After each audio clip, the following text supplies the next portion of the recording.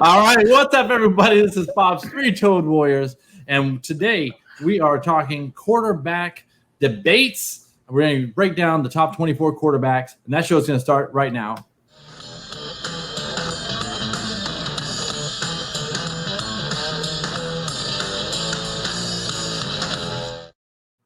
Welcome back to Word on the Streets. This is Bob's Three-Toed Warriors from Studio 1329, and it's the Fantasy Football Hump Day Happy Hour. Too many words, still sticking with it. This is the second happy hour, and it's going off without a scratch. It's beautiful. Love it. Flawless. Let's go.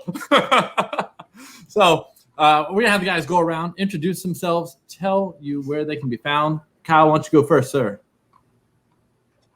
Oh, yes, sir. Appreciate it. Thanks for having me on. It's good stuff. You can find me on Twitter at KyleFFFellas. You can follow the SmackDown handle, FS SmackDown Pod, the Fantasy Football SmackDown, dropping at least once a week right now, getting set for 2020. And yeah, I think that's it. I write for some places. It's on there. Check it out on Twitter. Sounds good. Jernigan? Hey, everybody, at Mike Jernigan, JERNIGAN 79 on Twitter. I kind of do freelance writing, but most of my stuff recently has been at fakepigskin.com. You can find me over there, and I like to guest on podcasts whenever I can, and I've been on with Kyle a couple times. Now I'm here with Bob's Three-Toed Warriors, of course. Still waiting for that Randy invite, though. That's weird. I've got to invite you back on the podcast that you started. all those years of making him carry around the metal detector. Yeah, it's almost like he's holding a grudge. Who's off the team now? The metal detector. I love it. I love it. Randy, why don't you, instead of just getting beat up, why don't you go ahead and introduce yourself? Well, allow myself to introduce myself. It is your boy Memphis at DWZ Memphis. I co-host the Dynasty Warzone. Formerly with the guy, if you're looking at the screen to your left, Mike Jernigan. And now I host it with my buddy Jerry Sinclair. We drop every Wednesday. I do not write because I can barely speak. So who wants to read the way that I would talk? So I'm just hanging out with you guys here on some podcasts. Awesome. All right. I can be found at Bob's Three-Toed Warriors, on YouTube at Bob's Three-Toed, actually on Twitter at Bob's Three-Toed, on YouTube at Bob's Three-Toed Warriors.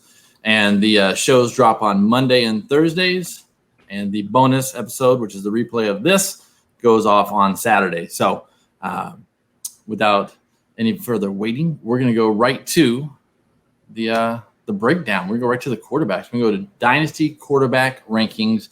And we're going to debate probably over maybe number 1 and number 2 here. I'm going to lump them together. We've got Mr. Patrick Mahomes, Mr. Lamar Jackson. So anybody want to defend one of these two? Anybody want to destroy one of these two? Good luck destroying these guys. Well, I'll take a minor swing at Mr. Jackson. Okay. Yeah. I would. It's not that is it repeatable? I guess that would be my biggest question. Is can we do it again?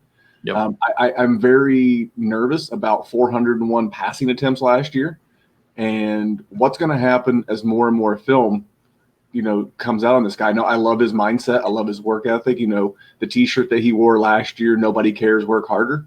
I firmly believe this young man's looking to get better at being not only a football player, but a thrower of the football.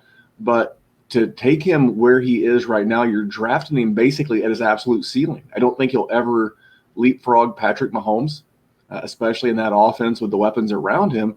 So when you're this high up the mountain, there's nowhere really to go but down. And that's my fear, especially in a startup. Now, if you got him last year or in his rookie year in 2018, then you basically hit the lottery and you can cash out, you can hold, you're kind of in a great spot. But if you're doing startups right now, you're kind of gambling a little bit because all these defensive coordinators have been locked in their basements and rec rooms and God knows where else they drafted from.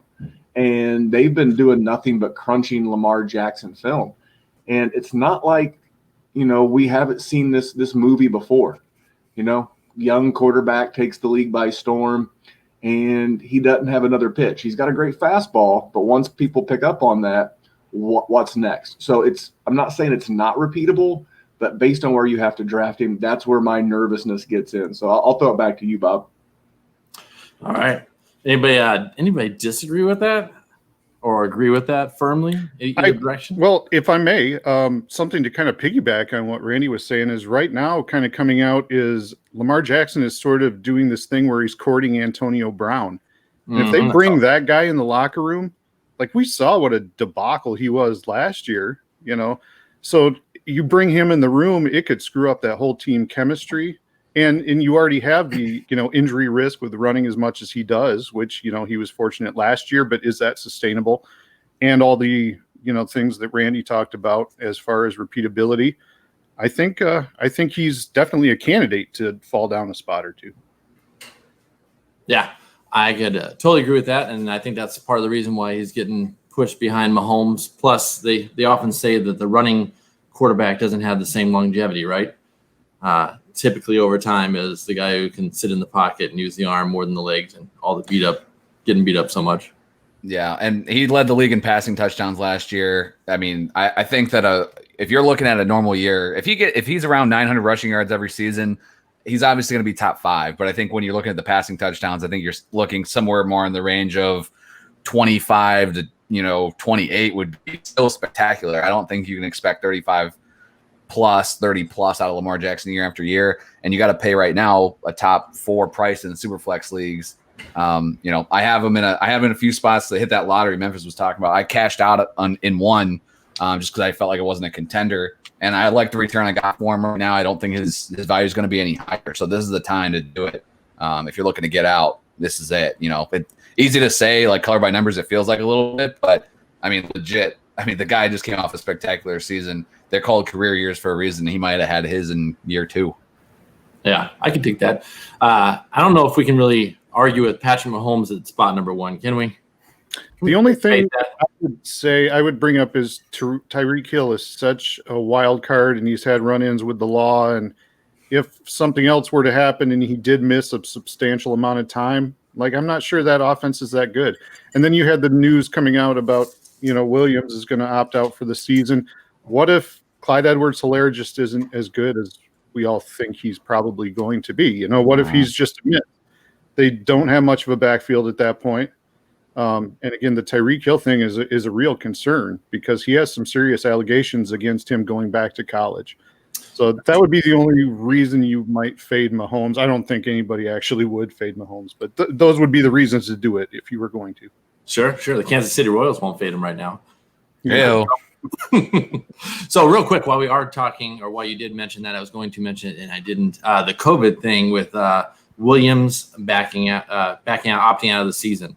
I thought that was kind of interesting. It's kind of the first bigger name offensive skill position player, I guess you'd say, to opt out.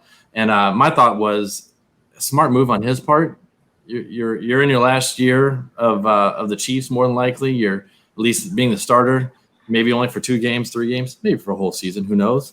But I think he was like, let me just step to the side, blame it on COVID, and see if I can re-sign somewhere. That's the best thing I can think of there. So the last thing they remember is his playoff run, not him getting beat out by a rook this season. Exactly. Yeah. Maybe. That's what it would be. Maybe. It's not like a slick move to me. Somewhere Devin Funchess is pissed, man. You're saying that Williams is the first legit fantasy player to opt out? Man, I don't know. I don't think we even need a debate. How about that guy, man? He keeps moving around and he hasn't played a wink anywhere. And he stole $15 million last year from the There Colts. it is. Yeah, I knew I alley-ooped it, Memphis would dunk it home. He literally walked into Chris Ballard's office. He carried out one of those old-fashioned canvas bags with a dollar sign on it, and literally got into a Brinks truck and drove off. But here's the thing. So in our Patreon over at the Dynasty Warzone, people were asking us, hey, who does this benefit besides Clyde Edwards-Helaire? And I think it's DeAndre Washington. They were asking about Darwin Thompson and Darrell Williams, and I'm like, I got a question for you guys. If they liked Darrell Williams and, Darwin Thompson, then why the hell did they sign DeAndre Washington in free agency and then draft a running back? That tells me they weren't very happy with what they had in the running back room going into this offseason. So I would much rather have DeAndre Washington. And I did mention this, which kind of threw the boys and girls at the Patreon into a tizzy. It's like, what if they signed Devonta Freeman? Yes. He's still out there. And if you're Devonta Freeman, I don't know if he's more into money or winning because he turned down pretty good coin from the Seattle Seahawks. So that would really throw a real monkey wrench. And all those people taking their Clyde Edwards-Helaire victory laughs, I would just literally laugh my ass off at them. I dig it. Let's go back to the quarterbacks, and let's talk about one of the quarterbacks on one of the shittiest teams in the NFL.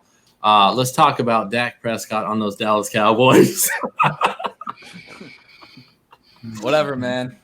I see the hat, Kyle. That's why I said it. For those not watching and just listening, Kyle's a huge Cowboys fan, so I'm gonna take my shot because we're doing the top 24, and we're not going to get to my quarterback. So. I was going to say, where's he at on here? Must have missed him. Yeah, whatever. Go ahead. Who wants to defend this third ranking in Dynasty, and who wants to destroy it? I think Kyle should get the honors. Yeah, Kyle, get your man's. Get to your man's defense here. What we saw last year from Dak, most of the time when you see a guy that he was in his fourth season, he had 22 to 23 touchdowns passing his first 3 years, right? And then all of a sudden he spikes out last season, has a huge year, career yards and pass attempts, touchdowns, yardage, all those things. And usually those are the things that you're pointing to like, okay, maybe that's not repeatable. But I think with Dak, I think it really is. I think when you look at it, some things changed. Obviously, with Kellen Moore being the offensive coordinator there last year for the first time, he's still going to be the OC this year, even with Mike McCarthy bringing his crew in. They did retain Kellen Moore. So I think this offense is going to have a lot of continuity in it. They re-signed Amari Cooper.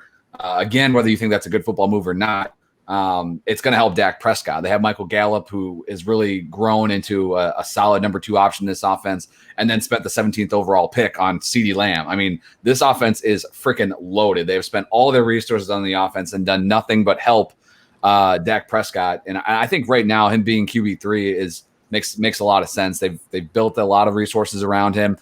What resources that are going to be there at least for the next 2 years without really any interruption. As far as when you look at contracts and outs and those types of things across the offensive line to the Zeke to the receivers. And the best part about all that is they're spending all this money on that side of the ball, and this defense sucks. So they are going to continue to throw the ball, man. He's going to be in 600 pass attempt range. I think he's about as safe as you can get. Like, I think Lamar, you look at it, the rushing really makes him safe. I think Dak, the volume, man, is going to be there, and at least for the next couple of years without any question. So for me, he's pretty solidly the QB3. As much as we kind of poo-pooed Jackson a little bit, I'd still take Lamar over him. It's more like Mahomes tier 1, and then Jackson's in that same tier with Dak for me. All right. Anybody want to fight any of that? No, I want to champion it. Just get out your pad and pencil and let's start checking boxes. What's Dak missing? He's been a QB1 every season that he's been a quarterback. Check. He's played all 16 games. Durability and availability are great abilities. So I check. Great weapons. Check. Good offensive line. Check. A head coach that has produced QB1 seasons every year that Aaron Rodgers was healthy. And they're letting Kellen Moore run the offense still. And last year under Kellen Moore, he threw 4,900 yards, 30 touchdowns. Check, check, check, check. What more do you want? You could gamble, I guess, if you're looking for the new hotness. There's a lot of Dak fatigue. The only con that I have on Dak is there's no long-term contract. That makes me nervous. Every quarterback that has played on the franchise tag has wound up on a different team in the not-too-distant future, whether it was Kirk Cousins, who did it twice in 2015 and 2016, or whether it was Drew Brees back when it was the San Diego Superchargers who wound up in New Orleans. So if they franchise Dak next year, it costs them $37.7 million. If they try it again in 2022, the cap number goes to over $51 million. So if Dak wants out of Dallas, Dak can get out of Dallas. But you know what? I feel like I got at least a 2-year asset, and I'll have time to figure out the contract between now and then. No, I'm all about Dak as my QB3 in a startup for Superflex. Definitely. Young, athletic, good surroundings, good stuff. All right, before we go on to the next guy, we'll give a quick little shout out to one of the viewers out there, Wilson. He says, "Hey guys, thanks for watching, Wilson." Hey, what's up, Wilson? What better way to spend a Wednesday evening? It is Wednesday, right? I'm disappointed that no one did Tom Hanks. Wilson. Wilson. Come on, man. I went blank. I was Shoot. All right. Good job. Yeah, dang it. So quick on your feet, Memphis. There you go. I'll give you guys all the Vince McMahon. You're fired. You're fired. You're fired. I'd be quicker on my feet if I had all 10 toes. So, all right, we're going over to Deshaun Watson. That's a little Bob Street Warrior joke for you. That was free. We'll go to number 4, Deshaun Watson, out there in Houston. Jernigan? I will take the good side of Watson because you hate to say you like Hopkins leaving town because he's such an elite talent. Sure. But I think they have a lot of viable weapons now. I think you have the ability to kind of spread the field a little more with Cook and Cobb and even Stills a little bit. Fuller, if he could stay healthy. Sure. Cute, and then David Johnson at running back. I don't think he's completely washed up. If he can stay healthy, we know what he's capable of. And Waring at tight end. These are all options that he can use. Instead of trying to force the ball down the field to Hopkins because Fuller's never on the field and his other weapons were lackluster up to this point, I think he has a lot of okay options now. So he doesn't have to try to force the ball to one guy all the time who's double covered. I think it just kind of, it sort of gives him another dimension. And we're going to see if he can use it. I'm fairly certain based on everything he's done before that he can. I think he's going to succeed with this. He was the Texans were 14th in the league in team offense last year. And I really, truly believe that spreading the ball around, more weapons, I think they can improve on that. Yeah, I'll save all my my negative conversation for the next guy on the list. I like Watson too. I go back and forth with him and Dak as my 3. I love Watson, and I agree with Jernigan, and I hadn't thought of it that way. But there's a certain pressure when you don't have to deal with that elite. It's a good thing to have an elite alpha wide receiver like a DeAndre Hopkins that you can rely on. But there's also this thing where you've got to force feed him 160 targets a year.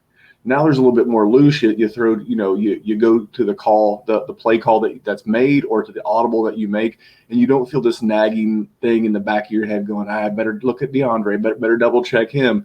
So I'm curious to see how it looks, but man, I'm a big fan of this guy. I drafted him in the Scott Fish Bowl. So I'm all about DeAndre Hopkins, but I'll argue with you guys here in just a couple minutes. I think Bob froze. I couldn't tell if he was frozen or just making an ass-eating grin the entire time. No, There he is. I just didn't like the damn comment, so I thought I'd leave and say, fuck it. Bob left us at his own podcast. He's like, these guys just do this. He's like, Put the pen down. I'm heading home. It's like that one night stand where you wake up and she's so ugly you just leave her in your house, or him, whatever you do. Been there, guilty. Nice. So I'm not sure what I missed, but one of our listeners brought up this little point, which I do like.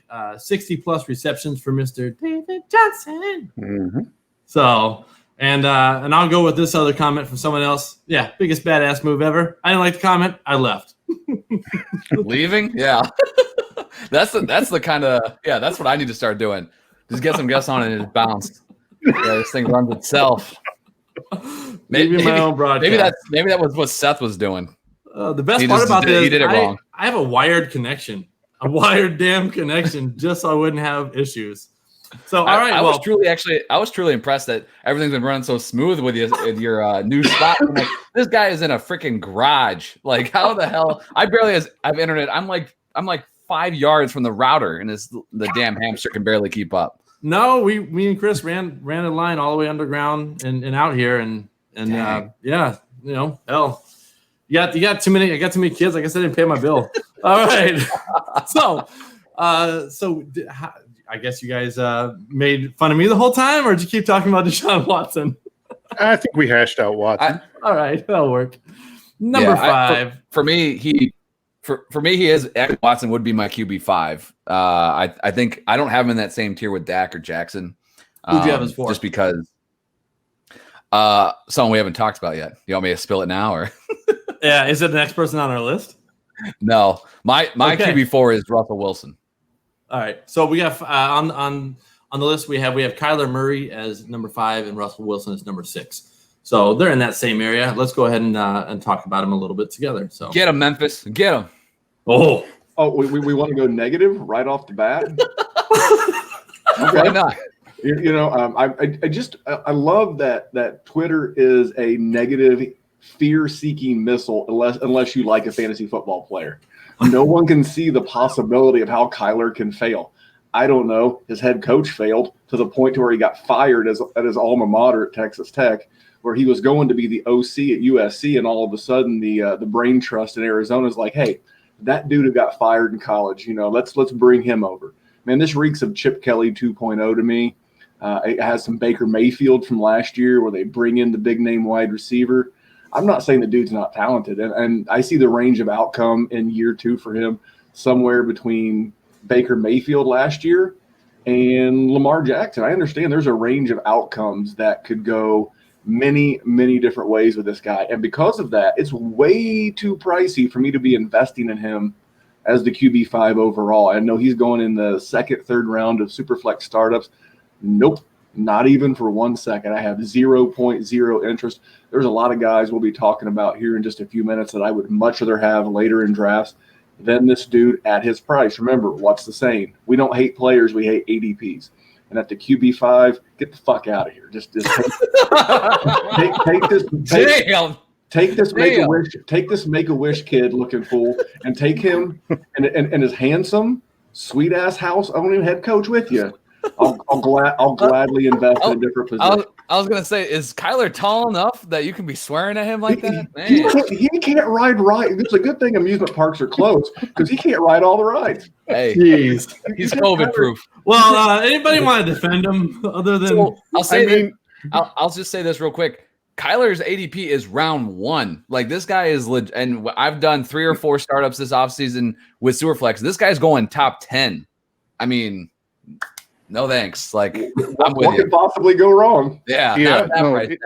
It's wild. And when I was on Kyle's show, the Fantasy Football Smackdown the other day, I mean, we kind of discussed these Cardinals players who the range of outcomes is just so unpredictable with this offense and how it's going to look.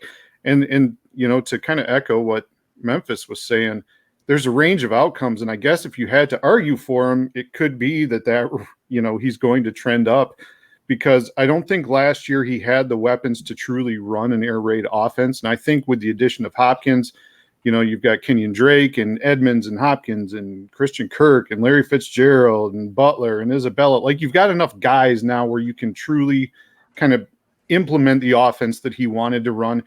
If it actually works, he could be better than some of these guys, maybe. I mean, if you're going to defend him, that's the way you're going to go. But there's too many question marks to be taking him where he's going right now. Nice. All right. I definitely agree with that. He does have a lot of good weapons, and that's the good part about it. It's a good problem to have. It's kind of like a problem that Dallas has in a sense. Just has a lot of good weapons around him. But he is a little expensive. Real quick before we move on to the next person, Mr. Wilson also asked, who's the second back in KC, Washington, Darrell Williams. We mentioned that earlier before we had people watching the show, and that was probably more than likely Mr. Washington. The football player. Yep. Yeah, not the team. So just in case. So you had Mr. Russell Wilson above Kyler Murray, Kyle. This guy has 30 touchdowns every year in the bag, and all we do every year is complain about how they never unleash him. So let's just assume they never do that, and you're just still getting this top 6 quarterback every single year. I'll take that. He's only 31 years old, so everybody that we've talked about on this list. Dak's not really young, even though he's only been in the league 4 years, because he came to the league a little bit older than some of these guys. But like Kyler and Lamar and Mahomes, those guys are like 22, 23 still. They're super young. Wilson's a little bit older than these guys, but in reality, I mean, you're looking at 3-year windows. I mean, that's what you should be doing in Dynasty. If you're drafting guys like, he's going to be my quarterback for the next 10 years. Like, I really hope your Dynasty league hangs around that long, but we barely know what the hell is going to happen this year, let alone 3 years from now, 4 years from now down the line. So for me, Wilson is just somebody that there's very little risk with him. He still has 2 really good weapons with Lockett and DK Metcalf, and he gets it done every single year, even despite the fact that they continue to really focus on the run game. So for me, I just don't – he's done it for so long. He has such a track record. I just don't really see the reason to risk it with Kyler especially. And then for me, when it comes down to Watson or Wilson, which are fairly close, I still just give the edge to Wilson because he just has such more, production in the passing game. And for me, even though I do like what Mike said about the weapons overall, and Houston are pretty good. They replaced. We all made fun of him, but they still replaced Hopkins. I thought fairly well enough that Watson's value isn't crushed. But Wilson, those 2 targets in Seattle are better than anything that Watson has in Houston. So they are, and I love very Wilson, elusive man. himself. So love Wilson. And I agree with Kyle. I mean, Wilson's been a top 12 quarterback every single year he's been in the league, and that's not easy to do. And this could be the worst running group that he's had. I mean, really, because you're talking about Penny and even Carson are questionable for week 1. So at that point, you're trotting out Carlos Hyde and DJ Dallas, and that doesn't really inspire confidence in your running game. He might be forced into throwing the ball more and doing more things with his legs. That could even, equal more rushing yards for him. And then you add Jamal Adams on the defense. What the fuck? That could equal more offensive opportunities and production. And it's insane to me that people are taking Murray over Wilson. Yeah, and the term that I've been using a lot is fatigue. There is like certain players, there's just a fatigue to them. We've had the good fortune of having Russell Wilson since 2012, and he's got three top threes and 1 number 1 overall finish. I mean, what's not to like about Russell Wilson other than like his hair? He's an interesting cat, but I mean, it's just fatigue. We're burnt out. We would much rather. It's so weird the way that dynasty owners build. We would much rather take Kyler in round 1 than wait 2 rounds and get like a nice running back or 2 in rounds 1 or 2 and then get Russell Wilson. Nope, not good enough for me, Chief. Give me that guy with the sketchy head coach who can't see over anything. Nope, it's just weird. It's just weird that we get bored. And I think the same thing would be going on if Andrew Luck was still in the league. He'd be in the league almost, 8 years, 9 years at this point. Yeah, he's washed, and it's just like, no, these guys are still really good. So I did not really realize Russ was that. I mean, I knew he was good, but that many top 3 finishes. I mean, I know he was always in the mix, but good Lord. All right, so not bad. We are 27 minutes in. We got through 6 out of 24 players. We are We're cruising. We are cruising. That's okay though. It's good to talk about the players. So let's go to number 7. That's Josh Allen over there in Buffalo. So here's a man who's a little more interesting to a lot of people. A lot of people love him. A lot of people hate him. Probably a little more controversial than the first 6 were. So actually, most of the rest of the guys will be. But Josh Allen. So when you're looking at this right now, like an ADP, this is a huge tier gap. Like you can tier out those top 6 guys however you want. But when you're talking Josh Allen, this is rounds difference, not picks difference. You're talking almost 20 spots in ADP right now. So it just really comes down for me. I think he has the floor with the rushing. Obviously, it's not Lamar levels, but it's still elite. Really. Lamar set a new standard or expectation for rushing yards, but Allen still. I think he has 17 rushing touchdowns in 2 years and didn't even play that whole first season. Continues to run the ball a ton last year still, and only threw 22 passing touchdowns. I mean, I think that could go up slightly, but I just don't think he has the ability necessarily to jump into that top 6. He has kind of capped right here. I think similar to Jackson in a way that this is as high as I think he's going to be. I think there's a few of these names that are coming up here that could leapfrog him within the next year when we're talking about Josh Allen. And for me too, the biggest thing is you really have to look at how your QB scoring is. If it's 4 points per passing touchdown versus 6, like that usually doesn't make too much of a difference for me, but for Allen it would. So I don't mind him at 7 overall. He'd probably be a spot or 2 lower for me, but I do agree with that pretty distinct tier gap. I mean, we're talking dynasty rankings here. Josh Allen, to me, is my quarterback 12. I don't trust he's going to be around in 2 years. He's a... We kind of both like, yes. I mean, those are good. Like, yes. Last year, he had a 58.8% completion rate. And that is on this. If you were to go down this list of quarterbacks that we're looking at right now, you have to get down to quarterback 29 in Dwayne Haskins to find somebody lower than that. He is not an efficient quarterback. He doesn't have NFL accuracy. He makes terrible decisions. You saw him give away the game in the playoffs last year. If he doesn't make marked leaps this year, I don't know that they don't draft somebody next year. Well, go ahead, Randy. Where would they draft him? I mean, this is a team favored to win the AFC East. And, you talk about improvement. Yes, 58.8 is not good unless you had a 52.8 as a rookie. Right. But I bring that up as a point to say that he improved his completion percentage 10% year over year. He had 461 attempts, so he had almost 50% more attempts year over year, but yet raised his passing percentage. He added 1,000 yards to his passing. You go across his stat sheet over at Pro Football Reference, he improved in every single category. I mean, every single one. His passer rating as a rookie, 68%. As a sophomore, 85%. His rushing average is the only thing that went down. His yards per rush went from 7.1 to 4.7, but he had 9 rushing touchdowns. I mean, this is a guy that he's going to plateau at some point. Yes, I agree. But I can also argue that I don't think you've seen the best of Josh Allen. And this is a team that's investing in Josh Allen. What they do for his sophomore season, brought in John Brown, brought in Devin Singletary, brought in Cole Beasley, drafted Dawson Knox. What they do this offseason, they brought in Stephon Diggs. This is a team that continues to build. I know we got a Mitch Trubisky fan in the house, I'm pretty sure. This is what happens when you take a limited quarterback and you build an offense around him. The head coach, I'm drawing a blank on his name. They know he's limited. The offensive coordinator knows he's limited. So what they do, they put him in a position to be successful. He's done everything, he and Lamar, for the class of 18. It was supposed to be Baker, Darnold, and Rosen.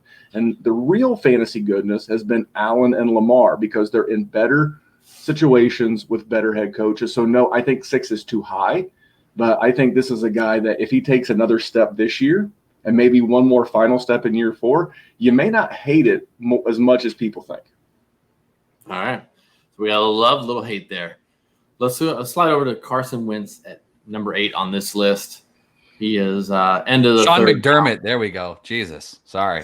I was like, who the hell is that guy? He's bald, Whoa. Oh, so yeah. Whoa. Barely. That's why I got my good side, not my bad side. Sorry, Carson Wentz. My bad. Carson Wentz, nuts. who's also not bald.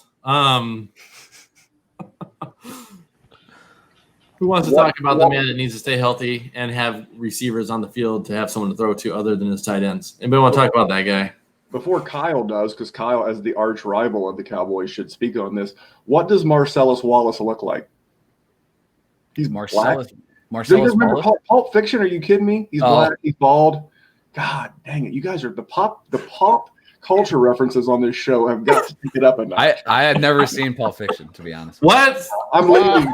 Which button removes yes? Hold on. One of these buttons remove the ejector button. Yes. God dang. All right, keep going, Kyle. I could have sworn it was on. I recorded the other night. I saw it on that was the wrong button. Channel. There we go. I'm just me now. All right. Welcome to Pop Culture 101 on the streets. Well, I'm not psyched. I'm not Carson psyched Wentz, about Wentz. Number 8. No.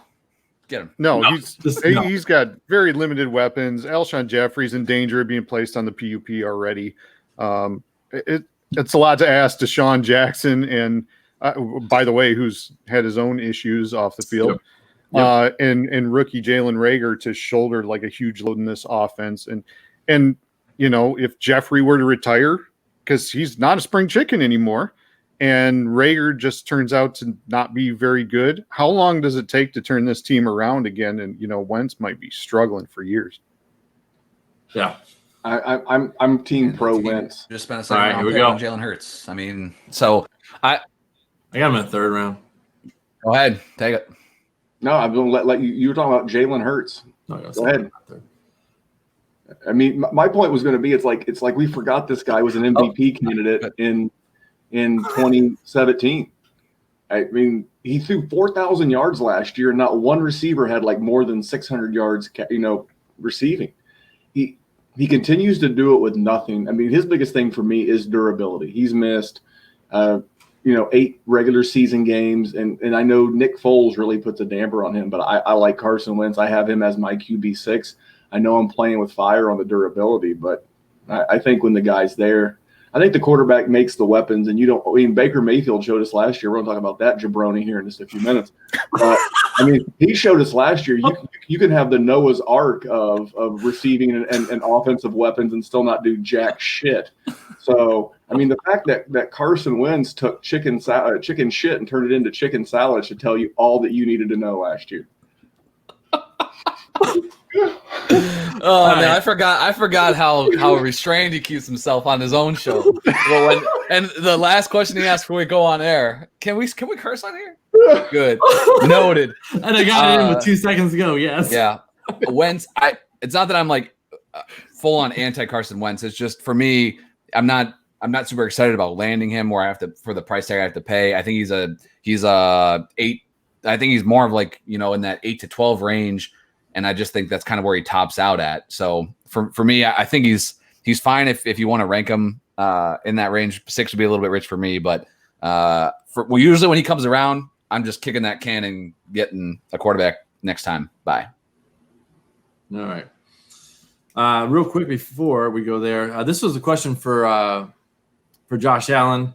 Our statement: John Brown was his number 1 option last year. He definitely improved his option game this year, that's for sure. And then this part I didn't understand. I think he was talking about Kyle. I'm not sure. Like a bitch. I don't know what he was talking about. But, what the hell? We'll leave it on there. I don't know. Your league dude just went up, Jim. All right. We're going to go over to the first rookie off the board. We're going to go with Joe Burrow in Cincinnati, who has all the weapons, all the opportunity, okay offensive line. But is it going to be that rookie cluster or that rookie gold?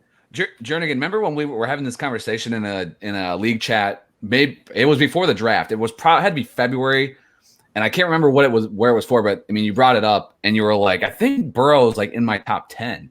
And everybody was like just lighting you up. And then I was kind of going through it. I'm like, yeah, I don't know if there's that many guys I'm going to put ahead of him. So and then when you're looking at now the price tag, he is legit here. He is secure. He's in this ADP wise. He's in a tier with Allen, Wentz, Burrow, and then it's another 15 to 16 pick gap before we get to number 10. So, he's solidly there according to ADP. It's tough. So there's a couple things here. There's a couple good quarterbacks behind him, which makes it tough to put him up here. But I definitely have him up here still. Nothing. And I should preface this by saying in all the years I've been doing Dynasty, my quarterback hit rating is definitely variable, especially compared to some of the other positions.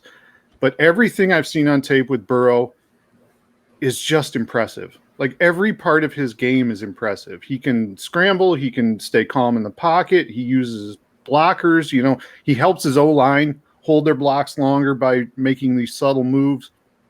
He makes all the throws. I love Joe Burrow. Absolutely love him. And, playing in the SEC, it's not like he plays chump teams all year, 60 touchdowns, 6 interceptions is ridiculous on a season. And he played Alabama, 393 yards, 3 touchdowns, 0 interceptions against Alabama. That's practically a pro defense right there. Neutral site against Georgia, 349, 4 touchdowns, no interceptions. Clemson, 463 yards, 5 touchdowns, 0 interceptions. The numbers he put up were completely insane. I think this carries over. He's got a decent set of weapons. In Cincinnati, that O-line scares the crap out of me. They were one of the worst offensive lines in all of football in 2019. But if any rookie quarterback can come in and make up for a bad offensive line, I really believe it's Burrow. And from a dynasty perspective, he might not break out of the gate this year. But I think if they continue to try to improve that line, I think he could be, a complete stud. And mind you, that offensive line, if we're getting into that, Jonah Williams was their 11th overall pick last year, and he missed the entire season left tackle due to injury. So he should be back this year. That line could potentially be quite a bit better. All right. I dig it. Kyle, anything before I go after Mr. Burrow? The only thing for me is again just I guess this tier of where they're going in ADP, like similar to Wentz. Like I just, the price just seems a little bit too rich. I usually like the other players that are available at that spot in the draft, so I usually go that route versus picking Burrow. But I mean, for me, he was the clear 101 in Superflex leagues and rookie drafts. He was worth that price tag, from that standpoint. But if you're talking like startup and what you have to, the price tag you had to pay there, or the equivalent of a trade, it was just a little bit too rich for me. I'm going to let it, get over the hump and then buy him a little bit cheaper, 85 cents on the dollar in week 8 or whatever. Well, just tell me if you've heard this story before. We got a 23-year-old first overall pick quarterback transfer from one major college to another, going to a historically inept franchise in Ohio, ironically with an orange color pattern, with an over his skis, overmatched head coach, who when in college was surrounded by first round pick running back Clyde Edwards-Helaire, first round wide receiver Justin Jefferson, a first round wide receiver next year in Jamar Chase, a guy who landed on the Redskins in Thaddeus Moss. If you look down our list of quarterbacks and where they went to school, how many of what I call the trust fund quarterbacks do you see? What's a trust fund quarterback? That's an Alabama quarterback. That's an Oklahoma quarterback. Because why are they a trust fund kid? Because they get one of everything. Need 3 or 4 first-round wide receivers? We got that for you. You need some elite all-purpose running backs? We got some of those. All SEC offensive linemen? Yep, we got that. Defense to let you just run the score up on people? Yep, we got some of that too. Then they come in. They're riding high on the hog, man, winning national championships, going to the national playoff series like Baker and like Joe Burrow. And then they wind up in a craptastic city. Sorry, Cincinnati, but it's the fact. You killed Carson. Woo! You killed Carson Palmer to the point to where he wanted to go to Oakland. I rest my case, Your Honor. At this ADP with him 9th overall, you are playing with fire and gasoline, and ain't no way in hell I'm banking on orange and black stripes. Get the hell out of here. Dang, I'm glad I went before him. Holy shit. Tell us how you really feel, Randy. Tell us how you really don't feel. hold back. You want me to tell you the truth? No, you're good. You're good. You want me to be that guy that Peter Overzet made fun of? Let me tell you about some of my buys and some of my sells. No, man. I'm drinking over here. I love it, man. I love it. I guess my retort to that would be, you, in theory, have AJ Green, who now seems to be checked back in because he's already talking about how excited he is about this offense. It's kind of a trope, but I mean, this is a guy who voluntarily sat out the majority of last year. But then you got Tyler Boyd too, who's another weapon, and Mixon is a guy we all like. I think he's got some of these, guys who can be upper echelon type guys to help him out. I agree with that. I like all the guys. And you forgot T. Higgins. T. Higgins is a wide receiver. I want the most in Cincinnati. But how'd that work out for Baker? He had 2 All-Pros. He had Landry and Beckham. I personally believe Baker has so much attitude. I think that kind of bit him. We'll talk about Baker later, but can't wait. And then we'll get the hell out of the way because Memphis coming through. All right, Memphis, what's in that glass, buddy? What's in the glass? Just a little bourbon, a little. It's small glass, not much for. That's like a 2-ton Yeti there. I had bourbon too. Yeah. No, I'm fired up to be on the Word on the Street podcast. I love it. Why I have water over here. I got my beer. It's empty already. I've been trying to have to stay hydrated to listen to all this Memphis preaching. Switch to beer as well. All right, let's go on to one and a half rounds later. Let's go to Matt Ryan. So we go from the young rookie.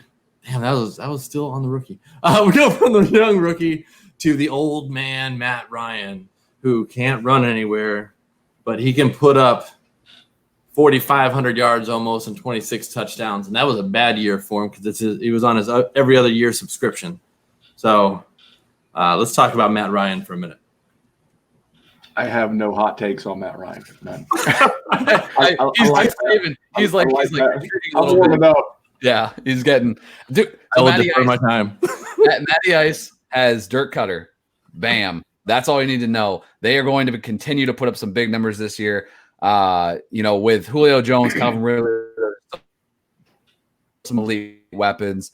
It just really it comes down to where you're at with your team. If you're contender for this year and next, you can go get Matty Ice and feel good about it. If you're looking for 2022 success, this is not your guy. You know, he might be there in 2022, but you can cash out a little bit early now and focus on his replacement over the next year or two. So for Matt Ryan, it is literally that easy. I think when you're talking about Burrow or Wentz or Allen, those are both now and later guys. Even again, speaking of that short window earlier, Ryan, for me, if I'm a contender, this is a guy that I'm going to get and trying to, get him at a discount because, he's 35, 6, whatever. And, he's not going to help your team if you're approaching a non-contending team. So if you're talking about just 2020, he's at QB7 for me. So, take that for what you will. And I'll just say this real quick is that, he's only thrown 4,000 or more yards 9 straight years. And then you can go 10 years.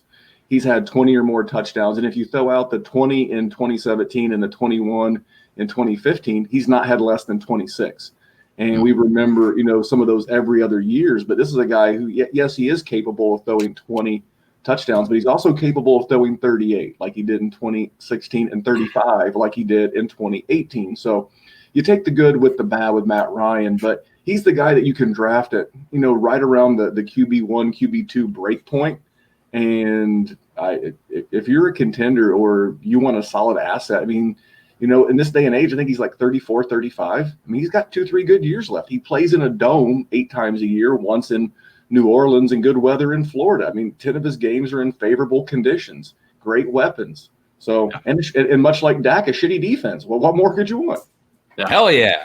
Gotta know where to take offense that or no, this defense is good shit. All right, so I don't think we're gonna destroy Matt Ryan much, and it's an even year. So if history provides itself, say this, I think he's the most expensive of like a very similar crew. Most expensive of what? I was saying he's the most expensive of a very similar crew. So we haven't got to those guys yet, but of a similar crew, I think there's some other guys that are getting pushed down in ADP and they're way cheaper, but similar in my opinion what they can do. Got it. Similar upside. Okay.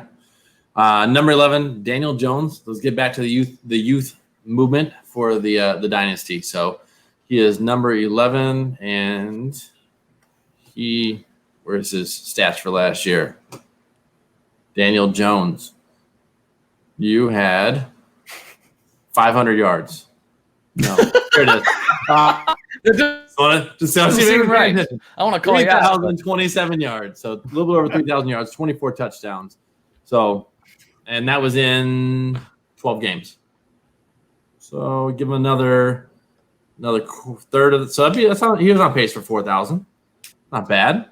It's on pace for 32 touchdowns. Not bad. He never had all of his weapons on the field at the same time. The only time he had all his receiving weapons on the field at the same time, the 3 receivers and Ingram, was one game, and Saquon didn't play. So we on top of all that, Jason Garrett coming in, new offense, new coaching staff, a lot of question marks. Again, with all these guys outside of the top 6, the price tag just seems a little pricey. And if you hit on them last year, kind of similar to what Memphis was saying about Lamar, like if you got Daniel Jones at that cheap price tag, which I know I did, I know Memphis was on that train last year, scooping him up in Superflex leagues at a ridiculous discount. You're feeling good. Like you're feeling real good about that. But for startups, I just feel like, again, these guys are just a little too high in ADP for me. He's way too high in ADP for me. He's my quarterback 17. Oh, wow. Dang. He was quarterback 20. What's that? Do you clean the shovel off? Burying that mofo. He was quarterback 24 last year. At times, he made some of the ugliest throws you saw in the NFL. He had a league high 18 fumbles. You keep that up as an NFL quarterback, you don't play. That's all there is to it. And I some of his weapons are okay. Like I like Slayton quite a bit. I like Barkley, obviously. I think Ingram can be better than he has been if he can stay on the field. Tate is past his prime. He's a yak monster if he's healthy and back in the day, definitely. How much longer can you keep that up? Sterling Shepard, he kind of is what he is. And frankly, I don't think I trust the front office to make this team kind of turn around in any kind of quick fashion. Those are my concerns with Jones, and there's guys below him that I would definitely take ahead of him. If you guys like podcasts where everyone disagrees, at least I disagree with everyone, welcome back, because here I go.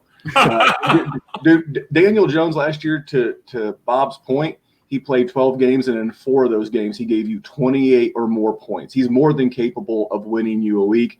And go back and do some investigation on the clapper. That's Jason Garrett, for those that don't know about the soft clap on the sidelines. And go back and look at his QB's finishes from the time when he was an offensive coordinator and head coach in Dallas with Dak and with Tony Romo. Because I got news for you. It was a QB1 every season except for the 2 that Tony Romo got injured. And then you talk about the weapons. You talk about Darius Slayton, Golden Tate, Sterling Shepard, Evan Ingram, Saquon Barkley out of the backfield. I'm a little concerned about the offensive line. It's sketchy. And then as of today, as we're recording this, Nate Solder, the right or left tackle one, opted out of the season for the COVID policy. But I don't see, what's not to like about this guy. I mean, he's got the upside. He's got the weapons. I do agree that the front office is ran by hobos and shoe clerks, but they'll figure that out eventually. But just a guy that I saw a lot of upside, and I do agree with the fumbles. You cannot fumble the ball 18 times and lose, I think, 7 of those and expect to keep a job for long. But he was a rookie. I mean, he was a rookie who showed real flashes. And I would much rather have him than a lot of the guys we're getting ready to talk about. I would take Daniel Jones today over Joe Burrow. As a Lions fan, I can assure you the front office doesn't always just figure it out. This is true. Jay Hartman had put up the comment, Jones has a horrible early schedule, and I've heard the same thing. But how concerned is anyone concerned about that, or you just dynasty? I mean, in redraft, yes. In redraft, you'll be able to scoop this guy up off the waiver wire in week 4 because he faces like San Francisco and a couple of other murderers. Yeah, I think Chicago might be there or something. He was QB 14 for me, and then when I started looking at the schedule breakdown, thing like that, he just slid down because once you get past that top 10, you're in Streamsville anyway. So you get a guy that you either got to pair him with somebody you feel real comfortable with that you can get later, or you just kick it and get somebody else. So that's why Jones slid down for me. He's QB 18 for me in 2020.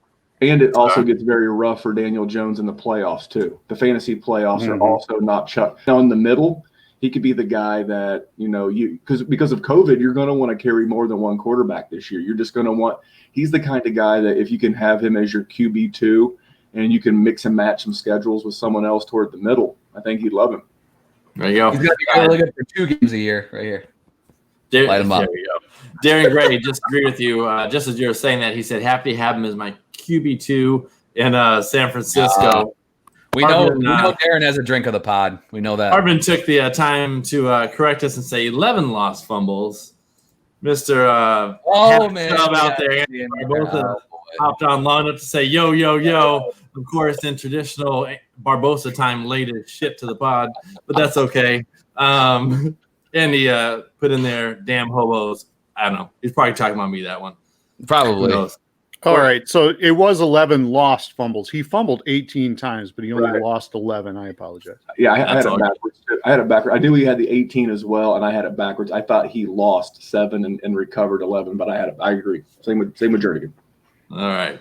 We're gonna make this, instead of a top 24, we're gonna make this a top 12 because we promised you a happy hour and we're rolling up on that hour. We're not done though. This is only number 11. We're saving the heat that this man's about to bring, I think, for the last guy. Zimmerman says, Brett Zimmerman on the YouTube says, "What's up, fellas? What up?" All right. Hey, so number 12. Oh boy. A little soft clap. Oh boy. Should we make you go last? Journey. Oh man. He's gonna. All right, it's Baker Mayfield, number 12. He is 53rd off the board. That's the middle of the 5th round in a startup. And what do we got there? I mean, there was a lot of buildup to this, but I don't have super strong feelings about Baker one way or another. All right, anybody love him before Memphis kills him? How about that? So no, but the fact we were in a super flex startup that I was in with Memphis. And I had Baker as my QB1 because I was first off, Memphis traded back up and sniped the shit out of me for Carson Wentz, bastard. And then so then I just gave up on getting quarterbacks pretty much. Baker was sitting there at like quarterback like 16. And it was late. It was much later. It was later than 12. That was for sure. So at that point, I was like, all right, let's bank on the fact that his weapons are freaking unreal. And that's literally it. Now, didn't work out last year, but Kevin Stefanski coming in. I did write an article for Red Shirts about Kevin Stefanski. He did what he needed to do last year to not get fired. He literally was given an interim OC job because the offensive coordinator before him was fired for passing the ball too much. He immediately came in, ran the ball a crap ton. Stefanski in Minnesota dating back to Brett Favre. So just because he is 1 year with Zimmerman as head coach and what G's in here now. Here we go. He came for the Memphis. Stefanski was there with what's his face, old man Denver Kubiak in his ear the entire time, making sure that they were going to run the damn ball, and they did that. So now Stefanski's free outside of apparently this analytics czar that's going to be overseeing him. It'll be interesting to see whether they are going to be as run heavy as Minnesota was last year, or if they're going to throw the ball a little bit more. So Baker does not make it into the top 12 for me. But I think if his price tag dips down to around QB 15, I'll take the shot on him, like I said. I mean, this list that we're looking at has Baker as the QB 12. I have him as QB 11, so I can't really. It's not a super hot take, I don't think. And what I would bank on is number one, the weapons, like Kyle said, and number two, hopefully he's learned a little humility after last year. They went into last year thinking they were the greatest thing since sliced bread with all these weapons, and it did not pan out. I just hope he's working harder. I still think the opportunity is going to be there. He still has the weapons. I think this year maybe he focuses a little more, and that's why I think he's kind of appropriately ranked. All right. And I wish I had my soundboard ready. I'd play a little Joker, and here we go. Here we go. So I'm going to start with this. Do you know the other team besides New England that expressed any interest in Cam Newton? It was Cleveland. Do you know who Cleveland's paying $18 million over the next 3 years to be their backup quarterback and has direct ties to Kevin Stefanski? Case Keenum. Case Keenum. And what does that tell you? How much confidence does this new head coach have in Baker? I've been saying it all off season. He's the only QB2 that you can pay QB1 prices for. What the fuck am I missing? He had a worse QBR. He had a worse QB rating last year than Mitch Trubisky. Write that down. He finished as the QB16 as a rookie. He finished as a QB20 last year. And now we're bringing in Bill Callahan to be the offensive line coach. We're bringing in Stefanski, and I've got the one year sample size. He was dead last in 11 personnel. I mean, he's got Jarvis Landry. He's been given everything under the sun, and yet we just can't get enough of this guy. I get the swagger, man. I get the confidence, but it's putting 0 fantasy points on your roster. I would much rather have – I'm looking at the list, man. Give me Jared Goff. You know why? Because he threw the ball 626 times last year. Baker's not going to do it. One of my 2 hot takes I'm down for on the season right now is that Baker Mayfield will be the worst statistical quarterback in the AFC North, but they'll lead Cleveland to the playoffs. Why? They're going to lean on Nick Chubb. They're going to lean on Kareem Hunt and this running game. That defense last year did not give up 300 passing yards once last year. That is a good defense. And how did the Minnesota Vikings win last year? Oh, what do you know? They ran the ball, and Kirk Cousins had his worst QB finish in his career since he's been the starter. QB 15 was his worst seasonal finish. That's what you're hoping for with Baker Mayfield. You're hoping, and oh, by the way, Kirk Cousins did it in a dome. Baker's got to do it in Cleveland. Oh, he plays Pittsburgh twice, and he plays Baltimore twice. And Cincinnati invested a lot in the defense. This is not about Baker the guy or Baker the person. This is about volume and value. Baker is overvalued. You're paying way too much for him. And the volume, it's going south. How do you protect a quarterback that you're not too sure of? You run the ball. You bring in a fullback, which they did. You bring in an old stodgy offensive line coach in Bill Callahan, and you protect him. There'll be some nice play action here. Oh, and by the way, can't wait for Odell Beckham to potentially blow up the locker room the way Stephon Diggs did. You think if Stephon Diggs was the baby diva, wait till Odell Beckham, gets 63 catches this year. That locker room will go nuclear. The only thing I want anything really to do with this offense in general is the running backs. I love Nick Chubb. I love Kareem Hunt. But like I said before, and I will say again, Baker Mayfield's the only QB2 that you can pay QB1 prices for, kids. So there you go. Baker Mayfield. Damn. So that was solid. What's that Steve Smith quote where he's like, I want your mama to be embarrassed when she watches Sports Center next day. See how I did you like that? Right? Something like that. That's what Memphis does to Baker Mayfield. Well, and by the way, this is a fun stat with Odell that I kind of accidentally stumbled upon last year when I was writing a piece for somebody. But Sammy Watkins is somebody who you think of as super injury prone. He came out the same year as Odell Beckham. He's played one more game than Beckham in his career. Damn Lego shoe. Odell Beckham has not been a wide receiver 1 since 2016. If he doesn't do it this year, that will be a half of decade of non-wide. And again, he's the wide receiver 1-2 that you can way overpay for. Again, it just becomes such a narrative, and I'm very passionate about some of these guys. But at the end of the day, you're looking for three things. You're looking for value. So far, not too many. Like that's my number one concern about Lamar is that you're buying him at the peak of his value. It's my number one concern about Kyler. You're buying him very expensive, and there's not much room to grow. And the same thing with Baker. You're not getting any value. There's too many concerns, and there's safer options. Kyle mentioned it earlier with the likes of Matt Ryan, with Matt Stafford.